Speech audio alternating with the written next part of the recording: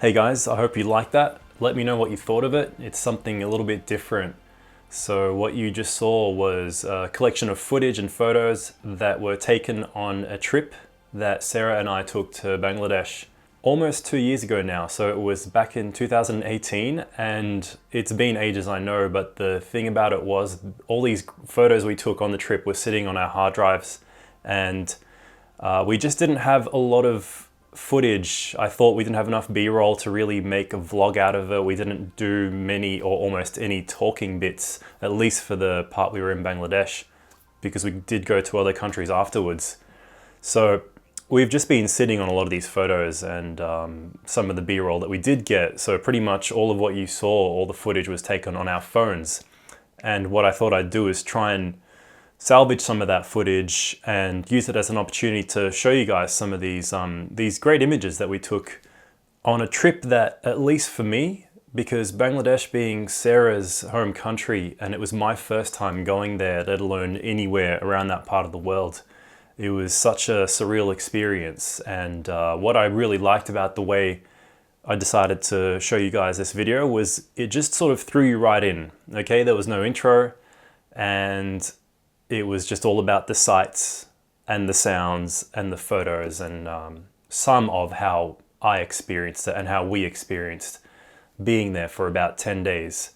So in saying that, I really thought that would be a good way to approach it, go with the immersive style of experience. I didn't have an intro technically that we filmed at the time, and I know I didn't put all the usual camera information and film information for every shot, but I feel like that really helped add to that immersive sort of experience, because for myself, watching some of this footage back, it really took me back, and seeing the shots and all that. So, you know, if you really are curious, it was actually quite simple. You know, everything I shot was on my Leica M4. So this camera is just amazing for travel. I mean, any small camera is really going to be ideal, but the fact that I had this on me all the time with the 35mm Zeiss Bygone that's on there, and this 90mm, I know 90, a little bit unusual, but this was great. And this was all I used pretty much. I had a point and shoot, but none of the photos that were in that video were from my point and shoot. And for Sarah,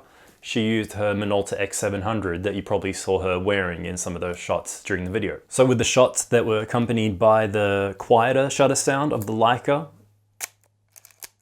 they would have been shot on the Leica, and the louder shutter sound was on the Minolta X700 that Sarah used. Pretty simple, so it saved me putting in all that information and letting you be more immersed in the visuals.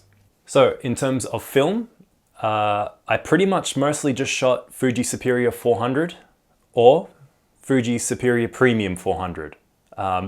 Me knowing that I was going to a country full of these beautiful, vibrant greens especially, and all these other colors, I pretty much was loading rolls of Fuji Superia most of the time. There probably was one or two rolls of ProImage that might have made its way into the video, and for all the black and white shots you saw, they were on Fuji Neopan 400. So, you know, I thought it would save the hassle of putting in the film information, and in that way it lets you just focus on the photos themselves. And this sort of style is something that I'm liking. Let me know what you think of it. Sometimes I feel like it might be worth leaving all this talking stuff until the end. So, you know, if you're still here watching this, then you're probably interested in this information. And in terms of what film Sarah shot, I think it was a mixture. You probably saw some really vivid shots that would have been on Ektar, and then she had some Colorplus, and Fuji C200 is a bit of a mixture there. But at the end of the day, you know, the film used isn't probably the most important thing by now. It's more about the visual experience and sort of taking you somewhere that maybe you've never seen before.